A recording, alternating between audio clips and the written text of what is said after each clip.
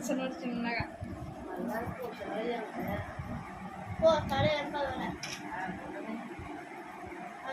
ఇక్కడ చూడు చూడరా అడ్డ పెట్టరా నువ్వు తర్వాత ఎందుకు అయిపోతుంది అడ్డ పెట్టుకో మళ్ళీ చెప్పండి.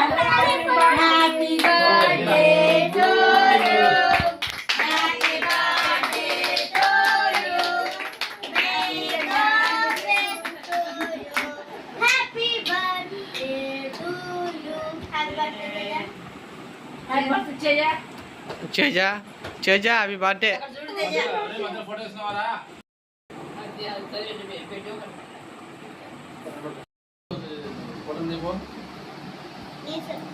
అందగాడు అందగాడు